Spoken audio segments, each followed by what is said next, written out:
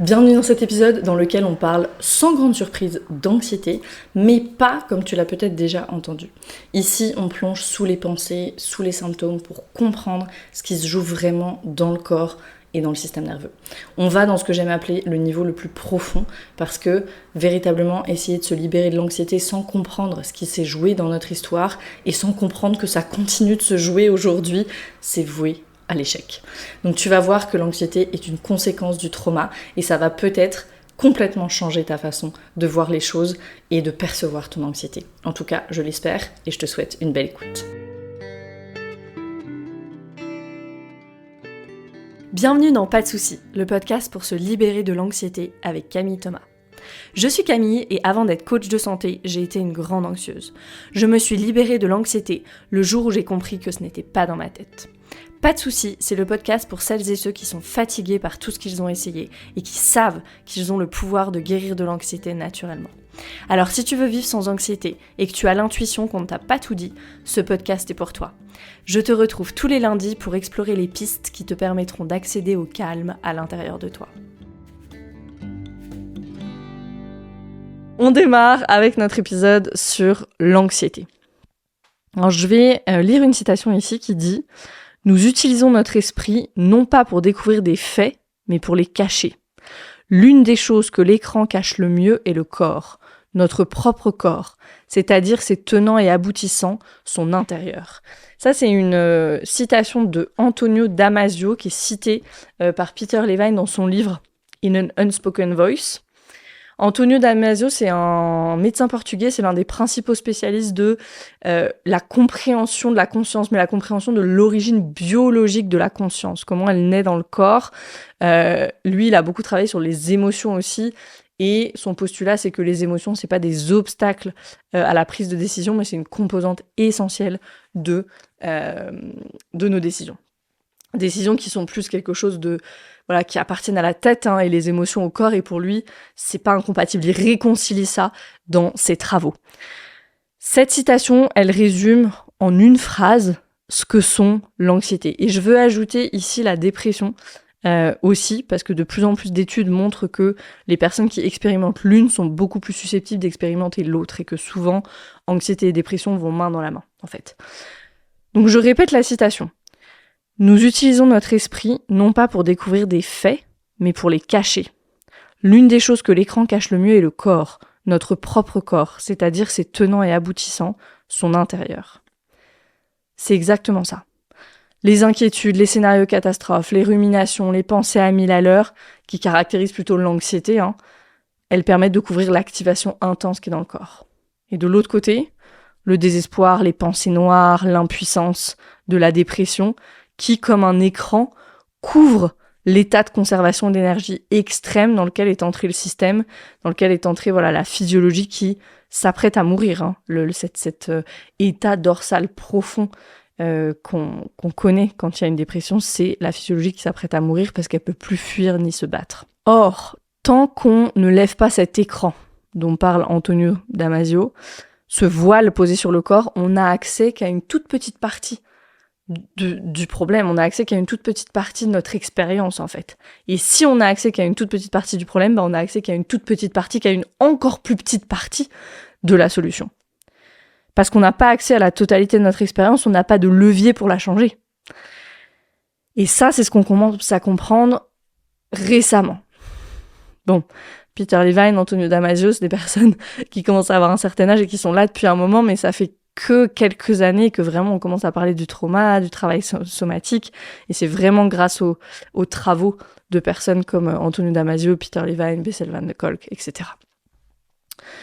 Peter Levine, il nous explique que les sensations physiques, c'est le fondement de la conscience humaine. Il dit ça dans In an Unspoken Voice. Il nous dit, en tant que créature biologique, notre corps est conçu pour réagir dans un monde en constante évolution. C'est vrai, le monde, il est super changeant, et donc on a cette flexibilité, on est censé l'avoir, et on va voir que c'est ce que fait le trauma, c'est que ça nous enlève cette flexibilité. On est censé avoir cette flexibilité pour réagir au monde autour de nous. Le nouveau-né, le bébé, il doit progressivement apprendre à discerner qu'est-ce que ça veut dire les sensations dans mon corps. Et puis au fur et à mesure qu'on grandit, on est défini en fait par la façon dont notre corps interagit avec l'environnement. Il nous dit, Peter Levine, ce que vous faites physiquement, qu'il s'agit de plaisir, de douleur, de succès, d'échec, est enregistré par votre corps et inscrit dans votre esprit. Votre connaissance du monde, au fur et à mesure que vous interagissez avec lui, provient de l'ensemble de vos sensations, tant externes qu'internes. Donc la connaissance du monde vient de comment est-ce qu'on expérimente le monde à travers nos sensations. Ça semble plutôt logique jusqu'ici. Il cite une étude hyper intéressante dans le livre de 1963, donc ça fait un moment que ce travail est là, mais les humains, on est un peu lents. Une étude de 1963 de Richard Held et Alan Hine. Et qu'est-ce qu'ils ont fait ? Ils ont fait porter à des adultes des lunettes à prismes spéciaux, qui donnaient l'impression que tout était à l'envers. Donc en gros, à travers ces lunettes-là, les gens voyaient tout à l'envers. Et ce qu'ils ont remarqué, c'est qu'au bout d'un certain temps, généralement c'était 1 semaine ou 2, le cerveau des sujets, alors ils ont fait 2 groupes, des sujets qui étaient libres de se déplacer dans l'environnement, de toucher, de manipuler et tout ça, et puis un autre groupe de sujets qui n'avaient pas le droit de toucher l'environnement, de se déplacer, etc. Les personnes qui avaient le droit de se déplacer dans l'environnement, et donc de toucher, qui avaient accès à leurs sensations, en fait, en lien, en connexion avec le monde, au bout d'1 à 2 semaines, leur cerveau il s'était adapté de sorte qu'ils percevaient de nouveau l'environnement comme étant à l'endroit. C'est incroyable ça. Et les sujets qui n'étaient pas autorisés à se déplacer, eux, ils n'ont pas eu cette normalisation visuelle. Donc cette expérience, elle illustre bien que tout part du corps, tout part des sensations.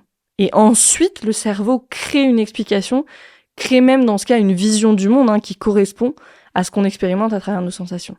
Il faut vraiment réaliser la chose. La personne, elle voyait à l'envers, et au bout de 2 semaines, elle s'est remise à voir à l'endroit parce que le cerveau, il a corrigé en fonction des sensations. What ? C'est énorme. Et Peter Levine nous dit, on peut en effet dire que la pensée fonctionne comme une explication pour nous-mêmes, un rappel de ce que nous faisons et ressentons. La pensée, la symbolisation nous aide à établir des catégories d'événements, de personnes, de lieux, comme sûrs et dangereux. Ça fait économiser de l'énergie au cerveau, c'est beaucoup plus, ça va beaucoup plus vite après comme ça.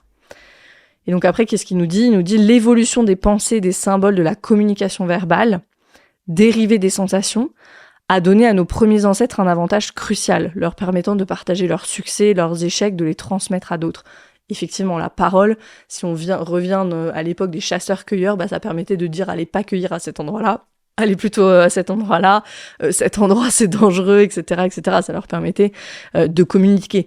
Et en même temps, à cette époque-là, il fallait être pleinement dans son corps. Si on était juste dans les ruminations et les pensées, on serait mort de faim. L'ennui, c'est qu'après, l'être humain s'est beaucoup développé. Alors, c'est pas un ennui, mais c'est un ennui en termes de connexion au corps. Il nous dit, Peter Levine, au fil des millénaires, l'intelligence innée du corps a été abandonnée au profit de l'exclusivité de la rationalité, de la symbolisation et du langage. Nos corps en sont venus à exister uniquement pour transporter nos têtes d'un endroit à un autre. Sinon, on n'en aurait même pas besoin. Et lui nous dit, au contraire, c'est pas ça. En fait, on se trompe. La conscience se développe à travers le développement de la conscience corporelle. En apprenant à comprendre les nuances, la signification de nos sensations physiques, internes, ainsi que de nos émotions. Donc ça veut dire quoi ? Ça veut dire que si t'es coupé de tes sensations, tu n'es pas conscient. C'est ça que ça veut dire. Vous savez, souvent on parle du mode zombie, ou en tout cas moi j'utilise beaucoup ce terme-là, cette expression. Les personnes qui vivent en mode zombie sans jamais rien remettre en question, qui s'anesthésient avec des addictions, des distractions pour surtout pas être en contact avec leur vie intérieure, ni même parfois avec leur environnement extérieur. Ces personnes, elles sont pas conscientes, au sens premier du terme. Il nous dit la conscience se développe à travers le développement de la conscience corporelle. Pas de conscience corporelle, pas de conscience, ou en tout cas une conscience très très réduite, ou incomplète en tout cas. Et ce que je veux dire ici, c'est que ces personnes, c'est pas de leur faute, c'est le résultat du trauma. Revenons sur ce que ça veut dire, le trauma. Les humains, ils ont une barrière qui les protège de trop de stimulation. On va simplifier, on va dire cette barrière, c'est quoi ? C'est le système nerveux. Si cette barrière, elle est dépassée, et quand est-ce qu'elle est dépassée ? C'est quand il y a des événements, des situations qui sont trop, ou qui arrivent trop vite, ou qui arrivent trop tôt. Si elle est dépassée, cette barrière, de façon répétée, ou par quelque chose de si énorme que notre système, il rebondit pas, il revient pas de cet événement-là, le système nerveux autonome, il n'arrive plus à retrouver sa souplesse, sa résilience. Souplesse, résilience dont je parlais tout à l'heure, dont on a besoin pour interagir avec le monde. Peter Levine, il nous dit « Le résultat de cette incapacité du corps et de l'esprit à s'intégrer est un traumatisme, ou au minimum, une désorientation, une perte d'autonomie, un manque de direction. » Et là, sûrement, certaines d'entre vous vont se reconnaître. Il nous dit « Prise au piège entre des sensations trop fortes, qui submergent, ou trop faibles, on se sent fermé, engourdi, anesthésié, et incapable de faire confiance à leurs sensations, les personnes traumatisées peuvent perdre leur chemin. Elles ne se sentent plus elles-mêmes. La perte de sensation équivaut à la perte de sens du soi. C'est exactement ça. Quand on n'a pas cette conscience corporelle, quand il y a eu, ou qu'elle est altérée, en tout cas qu'il y a eu trauma, les personnes traumatisées, et moi j'entends souvent ça, vous me le partagez souvent, j'ai l'impression que je suis plus moi-même, ou je sais plus qui je suis. J'entends très souvent ça. Mais qui je suis finalement ? Et de cette barrière qui nous protège de trop de stimulation, Sigmund Freud, il en parlait déjà en ces termes. Il soulignait que le trauma, c'est pas ce qui arrive à la personne, mais c'est ce qui est laissé comme trace à l'intérieur de la personne. Voilà comment il définissait le traumatisme. Il disait que c'est une brèche dans la barrière protectrice contre la stimulation, conduisant à des sentiments d'impuissance écrasante. Exactement. Bessel van de Kolk qui nous dit la même chose. Il définit le trauma comme non pas l'histoire de quelque chose qui s'est produit à l'époque, mais l'empreinte actuelle de cette douleur, de cette horreur et de cette peur qui vit à l'intérieur de l'individu. Donc le trauma, c'est pas quelque chose, vraiment la caractéristique, c'est que c'est pas quelque chose qui est gentiment resté dans le passé. C'est quelque chose qui vit encore dans notre expérience actuelle. Et où ? Dans notre système nerveux autonome. Et notre système nerveux autonome, il est où, encore une fois ? Le système nerveux, c'est pas cette entité abstraite, dans notre corps. Donc en résumé, tout ce qui est trop vite, trop tôt, empêche la physiologie d'intégrer et désoriente complètement le système nerveux autonome. Et ici, je veux insister sur autonome. La grande majorité de ce qui se passe dans le système nerveux autonome, et je dirais même la totalité, jusqu'à ce qu'on commence à faire ce travail sur soi à ce niveau-là, ce qu'on fait dans le programme Rise, par exemple. La totalité, en fait, de ce qui se passe dans le système nerveux autonome se déroule en dehors de notre conscience. Et ensuite, quand on a commencé à faire ce travail, une majorité. Il le fait tout seul. J'ai pas besoin de penser pour digérer, etc. Je précise ça sur le fait que ça se passe en dehors de notre conscience, parce que peut-être qu'en m'écoutant, tu te dis, par exemple, mais moi j'ai de l'anxiété, mais je me sens pas désorientée. C'est tout le temps moi qui prends Google Maps, qui emmène les gens à bon port, j'ai un bon sens de l'orientation, ok ? Donc je veux vraiment préciser qu'on parle pas de ça, et je le dis parce que sinon, quand je vais parler de la pratique de l'orientation, tu vas me dire, mais moi je sais très bien où je suis. Et là, je vais te répondre, ok, ta tête, elle sait où tu es. Est-ce que ton corps, il sait ? Parce que c'est ce qui va se passer avec le trauma. Le système nerveux autonome, il est déconnecté à la fois de l'intérieur et de l'extérieur. On peut pas avoir les deux, on peut pas être connecté et déconnecté. Soit on est connecté, soit on est dans notre conscience corporelle, soit on l'est pas. Donc, une personne complètement déconnectée de son monde intérieur, elle est nécessairement déconnectée aussi, peut-être pas au même degré, mais à un certain degré en tout cas, de son monde extérieur. Voilà pourquoi une des premières choses qu'on pratique quand on commence ce travail au niveau du système nerveux, c'est l'orientation. L'orientation, c'est quoi ? C'est la pratique de, quand t'arrives quelque part, de prendre le temps d'arriver, de regarder autour de toi, de sentir comment tu te sens dans ce nouvel environnement et de revenir à toi aussi, parce qu'il y a plein de nouvelles infos sensorielles qui arrivent par tes sens et ton système, il doit s'adapter, se réorienter. Sinon, en fait, tout en étant déconnecté, on est emporté par l'extérieur sans être connecté à soi finalement, et c'est ça qui nous rend fragiles, qui nous rend vulnérables.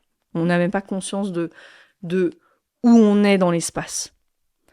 Et cette pratique de l'orientation, elle doit devenir une seconde nature si tu veux commencer à guérir. C'est quelque chose qu'on a naturellement, mais qui est perturbé quand il y a eu trauma. À chaque fois que t'arrives dans un nouvel endroit, prends le temps de t'orienter. Et c'est des choses toutes simples. Par exemple, j'arrive au café avant mon ami, je vais l'attendre 3-5 minutes, peut-être même 10 minutes. Ne te mets pas tout de suite sur ton téléphone. Regarde les gens, sens les odeurs, des cafés qui passent, oriente-toi. Voilà, prends ce temps-là. 2 minutes, ça suffit. Et pourquoi c'est important ça ? Parce que tout changement implique une turbulence dans le système nerveux. Okay. Même passer de la position assise à la position debout. Hop, faut que je me réoriente un petit peu dans l'espace. Alors ça se fait tout seul, on a la proprioception. On sait, c'est le fait de savoir où est notre corps dans l'espace. Mais voilà, c'est une petite activation, en fait. C'est une petite activation. Et dès que tu sens ça, hop, réoriente vers ton corps comme container de ton expérience. Hein. Et pour ça, c'est très simple. Je vais regarder autour de moi, je vais écouter, je vais sentir. À tout moment, c'est vraiment, je suis dans mon corps et dans mon environnement à la fois. Et ça, c'est quelque chose qui se pratique. C'est quelque chose qu'on pratique énormément dans le RISE. C'est vraiment une des compétences de base. Donc, on comprend que le trauma désoriente le système, laissant la personne soit avec des sensations trop fortes qui la submergent, et souvent dont elle a peur, soit avec très peu de ressenti, elle se sent tout le temps comme anesthésiée, engourdie, elle n'arrive pas à ressentir pleinement les choses. Ni les mauvaises, ni les bonnes d'ailleurs. Hein. Même la joie, par exemple, peut être inaccessible pour ces personnes-là. Venons-en maintenant plus spécifiquement à l'anxiété comme conséquence du trauma. Avec l'anxiété, on peut avoir les deux, c'est-à-dire on peut avoir je ressens pas grand-chose, et ce qui se passe principalement pour moi, c'est une inquiétude constante, des scénarios catastrophes, ça va être beaucoup dans la tête, des pensées que j'arrive pas à arrêter, même la nuit, c'est vraiment la tête qui a pris le relais. Ou, peut y avoir tout ça, et ça m'envoie dans de l'angoisse, ça m'envoie dans concrètement des sensations complètement submergentes dans le corps, des tensions, il y a de la peur, je ressens trop. Ce qu'on veut rappeler ici avant tout, c'est que le fait que tu aies de l'anxiété veut dire que ton système fonctionne parfaitement bien. Je veux absolument le rappeler, le fait que tu aies de l'anxiété signifie que ton système fonctionne parfaitement bien. Je sais que c'est pas nécessairement facile à entendre ça, mais c'est le cas. Quand t'es dans cette hyper-vigilance constante, de l'anxiété, c'est vraiment cette énergie sympathique, c'est qu'il y a toute cette énergie à l'intérieur, cette énergie de survie qui n'a pas été déchargée. C'est vraiment ça en fait, il t'est arrivé quelque chose, dans ta tête, tu sais que t'as survécu, mais ton corps, il le sait pas en fait. Il l'a pas intégré. Disons-le plutôt comme ça. Il l'a pas intégré, donc ton système nerveux autonome, il continue de chercher une résolution, il continue d'être sur ses gardes dans cette hypervigilance. Et c'est complètement normal, non ? Si le danger est pas passé, je reste sur mes gardes, je reste attentif. C'est magnifique. C'est magnifique, c'est pour ça que moi je dis toujours, notre système nerveux, il est là pour nous 24 heures sur 24, 7 jours sur 7. Qui peut dire ça de n'importe qui dans son entourage Non, notre système nerveux, il est là pour nous. Est-ce que tu peux voir ça, à quel point c'est incroyable comme mécanisme ? Voir que notre système nerveux fonctionne bien et fonctionne pour nous, ça aide beaucoup à avoir de la compassion envers soi, je trouve. Ou au moins d'arriver à une forme de neutralité ou d'acceptation quant à ce qui se passe à l'intérieur. Il en reste pas moins qu'on veut changer les choses, c'est sûr, et en même temps, pour commencer à changer, on va pouvoir commencer à changer que quand les choses, on les comprend et on les accepte. Moi, c'est ma mission avec le podcast, avec ces épisodes. Que tu puisses comprendre un petit peu plus, aller un peu plus loin et en espérant que ça amène, peut-être la compassion, l'acceptation, la patience aussi parfois nécessaire pour faire ce chemin-là. Ce que je veux rappeler ici aussi, c'est que l'anxiété, c'est que, entre guillemets, c'est que le symptôme d'un système nerveux dérégulé. L'anxiété, c'est pas le problème. Et c'est ça l'ennui avec le trauma, c'est qu'on confond la cause et la conséquence. Tu crois que les sensations désagréables que tu ressens, c'est le problème, or elles le sont pas. Le problème, c'est le contexte dans lequel elles se sont développées. Je vais citer Judith Herman ici dans son livre Trauma and Recovery, elle nous dit « Les personnes chroniquement traumatisées peuvent devenir si habituées à leurs conditions qu'elles ne reconnaissent plus la connexion entre leurs symptômes physiques de détresse et le climat de terreur dans lequel ils ont été créés. » C'est exactement ça. Puisque le trauma, effectivement, il est passé, mais qui vit encore dans notre expérience actuelle, on a perdu la connexion, on a oublié le pourquoi de elles ont été créées, ces sensations, ces symptômes. Alors ça peut être un contexte de trauma répété, c'est ce dont parle Judith Herman, ou ça peut être ce qu'on appelle un trauma de choc, un événement unique qui était vraiment trop et que le système n'a pas supporté. Peter Levine, il explique le trauma comme ça, il dit « c'est comme un schéma inséré dans notre système nerveux par le trauma qui détourne notre énergie vitale en la dirigeant en permanence vers notre réponse traumatique. » On commence à orienter notre énergie vitale comme si on était tout le temps en danger, au lieu d'explorer le monde avec joie, avec curiosité, avec ouverture, de pouvoir se connecter à soi, aux autres, etc. Moi, j'aime beaucoup cette image de l'énergie vitale qu'il utilise, cette énergie vitale qui coule comme une rivière à l'intérieur de nous. On retrouve ce concept aussi dans les médecines ancestrales, c'est intéressant, de l'Ayurveda, de la médecine chinoise. Donc voilà, tu peux vraiment imaginer cette rivière qui coule en toi, cette rivière de l'énergie. C'est ton énergie de vie. En fait, cette rivière, c'est ce qui fait que tu te mets en action, c'est ce qui fait que tu te lèves le matin, que tu peux bouger, que tu peux avoir des projets, mener à bien ces projets, etc. Et puis, arrive le trauma qui crée une brèche dans la berge de la rivière. Et l'énergie vitale, elle commence à sortir du lit de la rivière. Il y a une inondation. Et notre énergie, c'est ça qui se passe en fait. L'énergie, elle commence à être... Et cette brèche, elle reste dans le système. Et donc, il y a de l'énergie, il y a de l'énergie. Et à chaque fois qu'il y a un petit peu plus d'énergie, elle est aspirée par la brèche. C'est ce qui se passe à chaque fois qu'on est activé.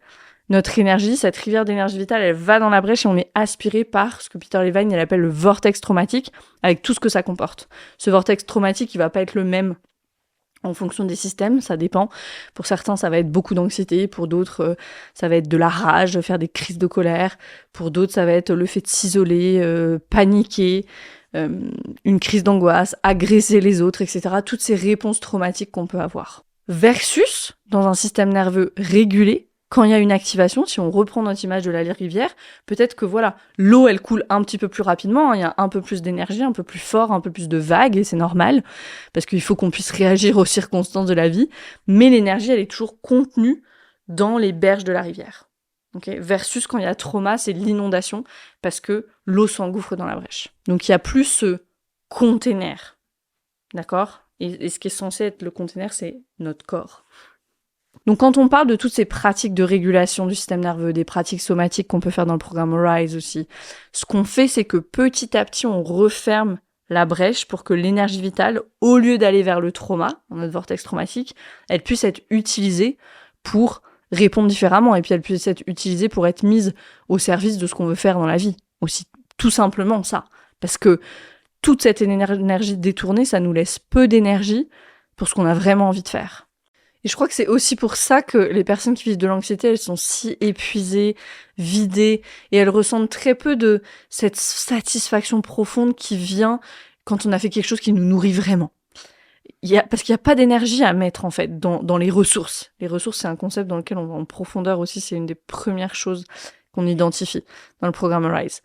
Il y a pas d'énergie à mettre dans les ressources, et on a du mal à vivre les choses comme des ressources parce qu'on a très peu d'accès à notre état ventral de sécurité et de connexion. Une note importante ici. Avec l'illustration de la brèche, tu comprends aussi pourquoi repousser le moment de se mettre en marche pour guérir, c'est pas une bonne idée. Parce que un système dérégulé par le trauma, il est plus susceptible d'être retraumatisé. Tout simplement parce qu'il est fragile. S'il y a déjà une brèche dans la berge de la rivière, la moindre petite vague s'engouffre dans la brèche et va dans mon vortex traumatique. Ce qui approfondit la brèche et ce qui la garde là, en fait. Okay, ce qui peut même créer des nouvelles petites brèches dans la berge de la rivière. Donc, qu'est-ce qu'on veut faire ? Ce qu'on veut faire, c'est faire le programme RISE. Je le dis avec humour, c'est pas de l'humour. Non, une piste que j'aimerais vous donner ici, puisque j'ai commencé l'épisode en plongeant dans la conscience corporelle, dans l'importance des sensations, c'est réhabituer le système à des stimuli sensoriels qui soient OK pour lui. Si t'es plutôt du côté des personnes qui ne ressentent rien, il faut le réentraîner à sentir. Si t'es plutôt du côté de ceux ou celles qui sentent trop, il faut l'entraîner à être avec des sensations qui respectent ta capacité qui va augmenter avec le temps. Docteur Linnea Passaler, dans son livre qui s'appelle Heal Your Nervous System, elle parle de routine de stimulation sensorielle. C'est un concept intéressant, alors auquel moi j'ajouterais la capacité à contenir la stimulation et la connexion avec l'environnement pendant qu'on fait ça, pendant qu'on pratique ces routines. Le principe en fait de cette routine de stimulation sensorielle, c'est quoi ? C'est de s'engager en conscience, en fait, pendant 10 à 20 minutes par jour avec des activités qui font appel aux sensations et qui font appel à nos différentes perceptions. Donc elle, ce qu'elle propose de faire, c'est de travailler avec le système vestibulaire, avec la proprioception, j'en ai parlé un petit peu tout à l'heure. La proprioception, c'est quoi ? C'est la perception de notre corps dans l'environnement, la perception de nos positions, des mouvements de notre corps sans avoir à regarder. Et puis elle propose de travailler avec nos sens, bien sûr, le goût, l'odorat, le toucher, l'ouïe, la vue. Par exemple, pour le système vestibulaire, qu'est-ce que tu peux faire? Tu peux te balancer, tout ce qui est les mouvements de balancement, donc sur une balançoire, une chaise à bascule, ça peut être faire des mouvements rapides, faire des jumping jacks par exemple, rapidement ça fait appel à la coordination ça. Faire des postures de yoga qui demandent de l'équilibre aussi, comme la posture de l'arbre par exemple. Et je précise ici, pendant que tu fais tout ça, n'oublie pas l'environnement, reste aussi connecté à l'environnement autour. Encore une fois, qu'est-ce qu'on a dit? Si on est déconnecté de notre monde intérieur, on est déconnecté aussi de l'extérieur, à un certain degré en tout cas. Pour la proprioception. La proprioception, je le rappelle ici, les récepteurs proprioceptifs, ils sont dans nos muscles, dans nos tendons, dans nos articulations, et ils nous donnent du feedback sur la position, la force, le mouvement de notre corps. Donc tout ce qui va engager du coup les muscles, les articulations. Faire des pompes contre le mur par exemple. Soulever quelque chose, juste soulever une charge, quelque chose qui engage nos muscles, hein. Même laver les vitres, ok, ça a pas besoin d'être des routines pour lesquelles on prend du temps en plus. Ça peut être des activités qu'on fait déjà et qui vont, mais qu'on va faire en conscience en fait, où on va se permettre de sentir les sensations. Ça peut être la pratique du container, le self-hug, hein, se faire un câlin. Donc voilà, très intéressant pour contenir la stimulation aussi. Ça peut être se faire masser ou juste une machine de massage à la maison, ça suffit, hein, ça va permettre de stimuler le muscle et d'avoir les sensations, là, de façon passive, mais c'est très bien aussi. Et puis après, les sens, donc le toucher, le massage aussi, bien sûr, hein, juste venir toucher certaines parties du corps, le brossage à sec, juste se mettre de la crème, par exemple, encore une fois, pas besoin de faire des routines en plus, prendre une douche, ça c'est une des premières pratiques de Peter Levine, la douche en conscience, où voilà, on a à mesure que le jet de la douche se promène sur notre corps, on cite, voilà, ça c'est mon coude, ça c'est mon bras, ça c'est mon avant-bras, voilà, ça permet de reconnecter. Pour des personnes qui sont vraiment très déconnectées, par exemple, juste des parties du corps ou de certaines parties du corps. C'est pas des choses extraordinaires, c'est juste l'occasion d'engager, de s'engager avec ces sensations à travers quelque chose qui est ok pour ton système. C'est se réentraîner à sentir quelque chose qui est pas submergent, qui est dans la fourchette de ce que je peux ressentir, qui est dans ma capacité. Donc t'as compris le principe. Ensuite, voilà, l'odorat, ça peut être respirer une huile essentielle, aller dans un marché, respirer les odeurs, le goût, expérimenter avec différentes textures, manger des choses croustillantes, boire de l'eau pétillante, un peu de jus de citron, de l'acide, hein, des choses qui vont stimuler un peu comme ça la vue. Ça peut être regarder un paysage. Elle propose de regarder des fractales aussi. Et puis l'ouïe, voilà, écouter de la musique, écouter les sons de la nature quand tu vas te balader. Tout ça, ça marche donc. Et dans tout ça, avoir conscience de comment ton corps reçoit cette expérience. Est-ce qu'il peut la contenir? Il doit pouvoir le faire. Sinon, t'es au-dessus de ta capacité. Et ça veut pas dire que ça va être toujours super confortable. Parce qu'on se challenge un petit peu ici, on stimule le système. Ok, mais ça veut dire que ça doit pas te déréguler complètement. Ça veut dire quoi? Quand je dis respecter sa capacité, ça doit pas te déréguler complètement, ça doit pas t'envoyer dans de l'agitation ou au contraire t'envoyer en figement. Ça peut être un peu inconfortable et puis je sens que, j'arrive comme à la limite là, à la frontière de mon inconfort. J'arrête un peu, peut-être que je fais un container, je me prends dans les bras, je me réoriente, je laisse mon système se stabiliser à nouveau. Et puis après, peut-être, je peux reprendre ou j'arrête là pour aujourd'hui. Tout ça, ce sont des concepts, c'est des pratiques dans lesquelles on va en profondeur, ça c'est vraiment du basique, mais voilà, on va en profondeur dans mon programme Arise. Et quand tu fais ça, quand tu développes ta conscience corporelle, quand tu connectes avec tes sensations, quand tu développes ce qu'on appelle l'interoception, hein, donc la perception de ton intérieur, tu vas pouvoir de plus en plus répondre à cette question qu'on me pose souvent, et je voulais terminer l'épisode avec cette question-là. C'est une question qu'on me pose tout le temps. Et la question c'est, comment savoir si c'est de l'anxiété ou si c'est mon intuition? Tu t'es déjà posé cette question? On me la pose tout le temps. Quand j'imagine quelque chose dans ma tête, quand j'aimerais dire oui ou j'aimerais dire non, j'ai un choix à faire, comment je sais si c'est de l'intuition ou si c'est de l'anxiété? Et c'est vrai que quand le système nerveux il est dérégulé, la voie de l'intuition, elle peut être noyée dans des pensées anxieuses, des scénarios catastrophes, des symptômes physiques aussi, des sensations physiques de stress. Donc voilà, distinguer la voie de l'intuition et celle de l'anxiété, ça peut être hyper difficile. Et ça, dans toutes les décisions de vie, j'envisage un nouvel emploi, un déménagement. Moi, ça a été mon lieu de vie l'année dernière, c'était le gros sujet. Un partenaire, de passer du temps avec telle personne ou pas. C'est difficile de savoir est-ce que mon intuition, elle dit oui, elle dit non.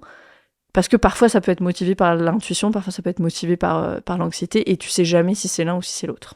La première partie de la réponse ici, elle est en lien avec l'interoception, avec la conscience des sensations. Plus tu vas développer cette conscience corporelle, plus tu vas savoir. Et c'est hyper décevant comme réponse, parce que c'est pas quelque chose de... Je te donne pas quelque chose de concret en disant bah tu vas savoir quand tu vas ressentir ça, ça et ça, parce que ça va être différent pour chacun et chacune de nous, mais tu vas commencer à pouvoir distinguer, en tout cas, la voie de l'anxiété de la voie de l'intuition. Et ça passe par la conscience corporelle. Ça, c'est le premier élément de réponse. Et puis le second élément, c'est ce que dit Brianna Wiest, je sais jamais comment dire son nom de famille, Wiest, que j'adore dans son livre The Mountain is You, qui est traduit en français d'ailleurs, hein, qui s'appelle La montagne c'est toi, je crois, c'est chez le Courrier du Livre, les éditions. Et on va terminer là-dessus. Elle fait une longue liste dans ce livre de ce qui différencie ce qu'elle appelle les pensées intuitives, donc l'intuition, des pensées intrusives. Donc plutôt ce que je viens d'appeler la voie de l'anxiété. C'est assez détaillé. Je vais terminer l'épisode là-dessus parce que tu vas voir, c'est fabuleux et ça va te donner énormément de clarté. Moi, ce passage du livre, il m'a donné tellement de clarté. Donc elle nous dit, les pensées intuitives sont calmes, les pensées intrusives sont agitées et suscitent la peur. Donc à chaque fois, elle fait la différence entre les deux. Hein. Les pensées intuitives sont rationnelles, elles ont un certain sens. Les pensées intrusives sont irrationnelles et découlent souvent de l'exagération d'une situation ou de la conclusion la plus hâtive possible. Les pensées intuitives t'aident dans le présent. Elles te donnent les informations dont tu as besoin pour prendre une décision plus éclairée. Les pensées intrusives sont souvent aléatoires et n'ont rien à voir avec ce qui se passe dans l'instant. Les pensées intuitives sont silencieuses, tandis que les pensées intrusives sont bruyantes, ce qui rend les premières plus difficiles à entendre que les secondes.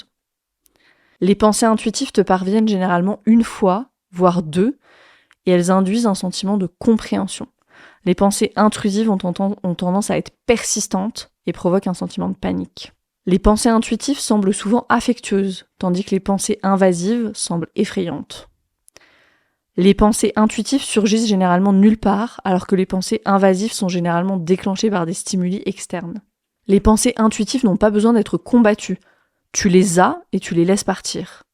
Les pensées intrusives déclenchent toute une spirale d'idées et de peur et il semble impossible d'arrêter d'y penser. Même si une pensée intuitive ne te dit pas quelque chose que tu aimes, elle ne te fait jamais paniquer. Même si tu éprouves de la tristesse ou de la déception, tu ne te sens pas envahi par l'anxiété. La panique et l'émotion que tu ressens lorsque tu ne sais pas quoi faire d'une émotion, c'est ce qui se produit lorsque tu as une pensée envahissante, une pensée intrusive. Les pensées intuitives ouvrent ton cœur à d'autres possibilités. Les pensées envahissantes ferment ton cœur et te donnent l'impression d'être bloqué ou condamné. Les pensées intuitives viennent du point de vue de ton meilleur moi, ton moi authentique. Les pensées envahissantes viennent du point de vue de ton petit moi, de ton moi le plus craintif. Les pensées intuitives résolvent les problèmes. Les pensées invasives les créent. Les pensées intuitives t'aident à mieux aider les autres. Les pensées intrusives ont tendance à créer une mentalité de moi contre eux. Les pensées intuitives t'aident à comprendre ce que tu penses et ce que tu ressens. Les pensées invasives supposent ce que les autres pensent et ressentent. Les pensées intuitives sont rationnelles, les pensées envahissantes sont irrationnelles. Les pensées intuitives viennent d'un endroit plus profond en toi et te donnent un sentiment retentissant au plus profond de tes tripes, alors que les pensées invasives t'enferment dans ta tête et te donnent un sentiment de panique. Les pensées intuitives te montrent comment répondre, les pensées invasives exigent que tu réagisses.